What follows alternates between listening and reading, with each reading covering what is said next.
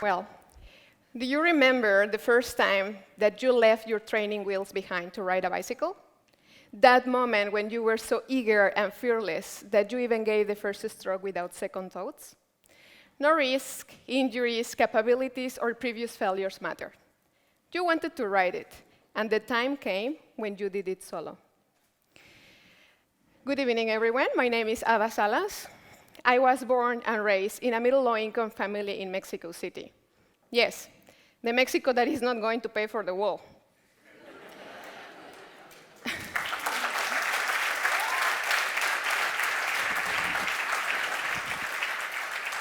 My mother asked me to say this, but none of my parents attended university.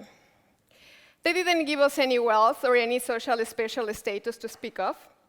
However, they gave us a good heart, strong values, and the belief that to achieve anything great in life, we had to play our chances. Because at the end, where we came from, we had nothing to lose. Early in my professional life, I had the fortune to travel a lot. And at the age of 26, I have visited several countries, accumulating quite a high number of miles, finishing 3 passport pages, and eventually considering home wherever a taxi driver was waiting for me. I met my soulmate in Colombia, who happens to be Hungarian. We have a German daughter. Well, and after all, we decided to put roots down here in Germany. Well, if there is a place where Hungarians sing rancheras and Mexicans try to speak Hungarian, that would be my house. But you might wonder how I ended up here. Well, I used to work in one of those worldwide consulting firms, where I used to work extended periods combined with excessive traveling, which made it a very exhausting lifestyle. It was just too much for me. I met fantastic people. I had the luck to meet people that were always willing to help me to learn, great opportunities to engage with top management, and at the cutting edge of business, always looking ahead to see how emerging trends will impact clients and what we could do about it. Wow, it sounded like the perfect job. Well, it was my dream job. But one of the biggest pitfalls of such large consulting firms is to get lost. And the work-life balance there is reduced to 0. And on top, a solid network is fundamental to success. Nevertheless, I was doing what most of us do when we enjoy what we do, until I reached a state where my benefits in obvious ways were regular happiness, low anxiety, and reduced stress. I'm sure some of you have been there, or others are there already. Well, my mornings turned out miserable, and snoozing my alarm became normal. In a few words, I lost the passion that eventually took me there. I got totally lost. So much traveling took me to amazing places. But opportunities to continue with my professional development started to dry out. I started to ask for new challenges, new projects, and in a way or another, they were always denied. I started to hear comments like, that will be too much for you. You don't have enough experience. You know what? You should be patient. There are others waiting longer than you. Or you have the talent, but you lack the experience. Well, I'm sure some of you have heard something like this before. In a way, all those comments made me think that I didn't deserve what I wanted. And when you belong to a big corporation that provides that financial security and covers your back whenever something goes wrong, that really makes you think twice before getting out. But I knew that this time I should not stay in the single spot. But the fear of losing my secure job terrified me. But the fear of waiting, becoming a habit, that was far worse. And it is true that we are not generally happy about risk. Research says that for most people, the fear of losing $100 is more intense than the hope of gaining $150. And it is because we tend to maintain the status quo and keep things running smoothly. Well, but this time was different, because I had that nagging feeling when you know that you are made for more, but you lack the space to perform. Well, soon after I knew that the new role was denied, the last time that I asked for a change, I received a telephone call from a headhunter in Asia, telling me that he was looking for someone with my experience and skill set to join a team in a conglomerate holding company in Mumbai, India. Wow, I felt the stomach ache of fear and curiosity. How often do you feel that way? But most importantly, how often do you excuse yourself for not being able to make a choice? Giving arguments like, I don't have the time, or I'm not lucky, I don't have the money, I don't have the contacts, or perhaps I don't have the right boss. Well, sure after I knew, I was not going to justify myself again this time. And I had to make a choice. either to continue in the same company where I felt totally comfortable or to go towards something totally new and unknown, where I had to be autonomous in every single aspect. Well, soon after I knew that the new role, that the location that the headhunter told me, what I did was naturally to Google a picture of Mumbai. And this is what I found. Yeah, I was excited. So when was the last time that you took the path towards curiosity, even though it was risky? The hard part about risk is, am I ready? What is the worst that can happen? Will this change my life? Am I fully committed? And all these questions and more will come to overwhelm us to the point that we auto-sabotage ourselves and decide to continue in the same spot, just because we feel secure. But have you ever felt something deep down pushing you towards a different direction? The thing is that making choices is not purely logical. Of course, it's about logic, but it is also about emotion. And that emotion is usually your gut feeling. So my gut feeling was telling me, take it. So I did. Because I believe that trusting in your gut feeling is trusting in the collection of thousands of micro lessons over the course of your life. It's relying on all those subconscious experiences. The situation might not be the same as you have experienced in the past, but it might have some patterns drawn from years of being alive. So I took a deep breath and embraced my fear by acting quickly, daring in every single action to give a step forward. I signed my contract, I bought my laptop, I bought my flight ticket, I got an accountant, I got my professional insurance, and it was India. So my mother said, you don't go unless you show me your international medical insurance. So yes, I did. Moms are always right. And I thanked her later, right after my first proper Indian dinner. Something has been clear for me since I was a child. If we ever want to achieve the life that we always dreamed of, we have to start taking some risk. It is absolutely necessary to take some risk to achieve anything great in life. However, many of us are scared to take the initial leap.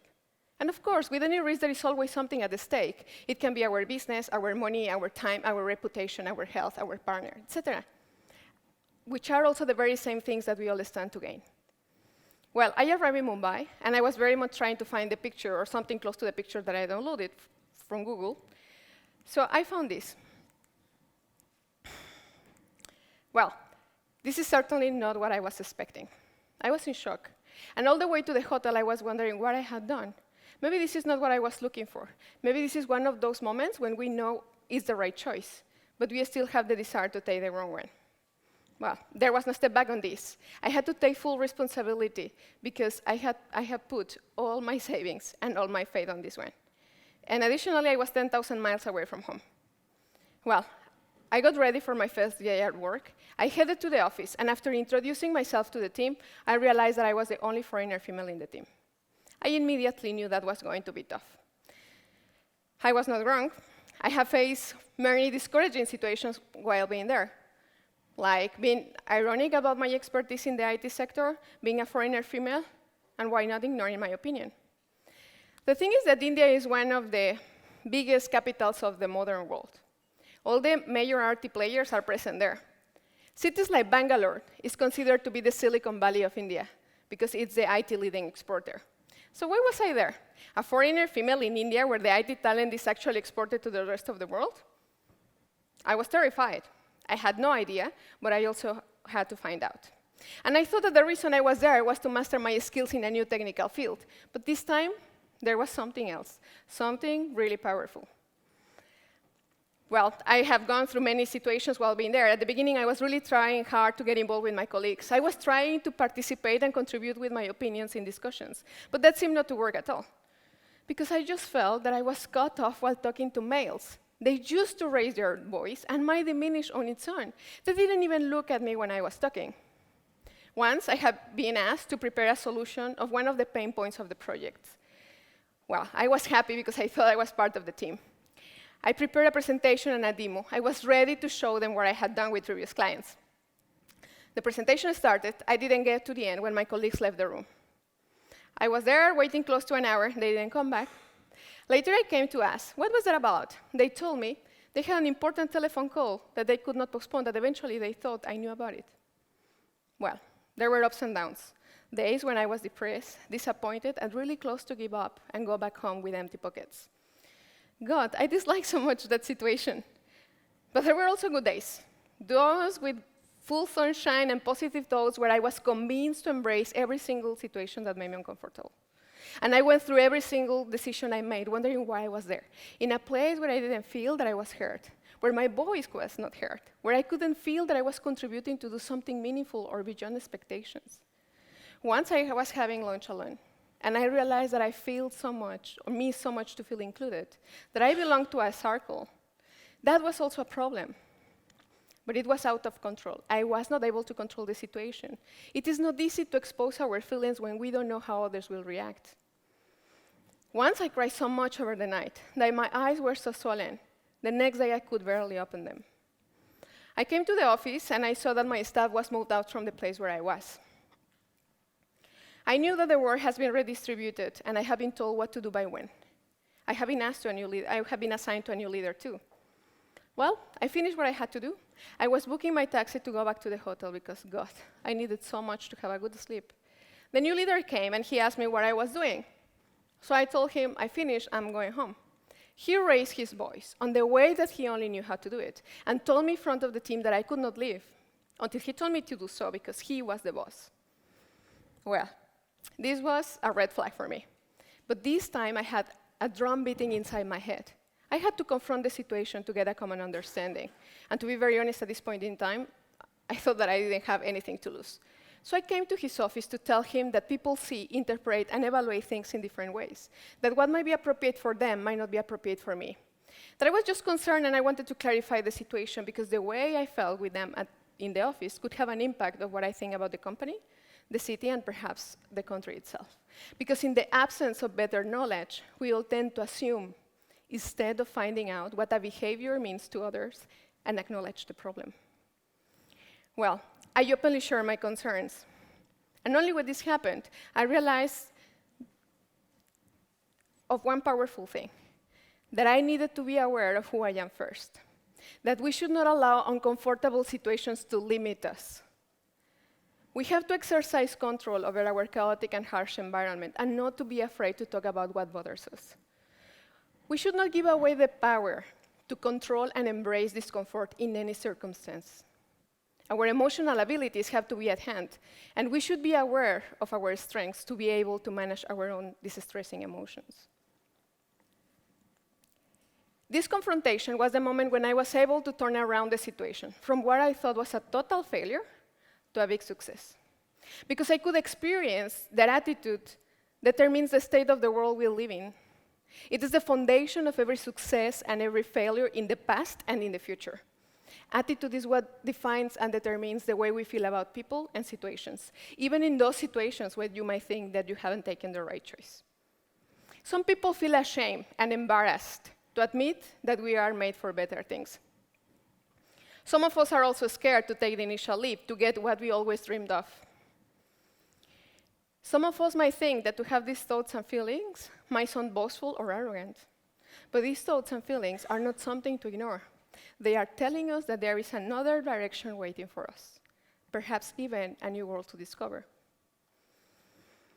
Since this change of attitude, things change. I did too. And one of the biggest changes I made in my life is that since then, I just started to get used to feel uncomfortable and feel comfortable again, because that is the sense of real achievement and learning. And I did not only learn to acknowledge what doesn't feel good, but also to embrace it. And I didn't embrace only my professional fears, but also my personal ones. Only then I was able to enjoy and appreciate every single contrast that you can find only in India. India has been a watershed in my life because it made me a different person, a person who dares to achieve. Let me tell you 3 lessons I learned that are relevant for you. Number 1, if you ever got that hunch telling you that you are ready, then you are ready, and take it. That is the first sign telling you that you are made for better things. Whatever your experience is, it's going to be always good, because the worst that can happen is to fail. And failure is a beautiful thing, because it comes with lots of information. So you take it, you use it to rediscover and reinvent yourself. Because any outcome is positive. Everything is about perspective. Number 2, one of the greatest barriers in personal development is fear of failure. Don't let it stop you, please. Don't let it stop you. Some people fear to feel humiliated, mocked, discriminated, etc. Others are just afraid of simple change. Others are afraid of failure, and of course, nobody wants to fail. But some of us even abstain from trying in the first place. If you decide to go towards curiosity, there is going to be lots of uncertainty, that's for sure, and nobody's saying it's going to be easy. It can be frustrating, demanding, humiliating, challenging, but whatever your experience is, remember what took you there in the first place. With the right attitude, you can turn it around, find out why you feel that way, embrace it, befriend it, and enjoy the ride. Number 3. Dare to achieve by getting used to discomfort. While you might not like the moment, it is a guarantee of personal growth. If you don't step out of your comfort zone from time to time, you might find out yourself tuning out much of your life on a daily basis. Stepping out of your comfort zone is one important, almost universal factor in personal growth. And in a competitive world like this, only those willing to feel uncomfortable and taking some risk are the ones getting the biggest rewards. Because people who dare to achieve, doesn't matter their area or field of endeavor, they are the ones willing to feel uncomfortable over and over again on the way to mastery. Those people know that there will be lots of obstacles, but with the right attitude, it is possible to turn it around and overcome the hurdle.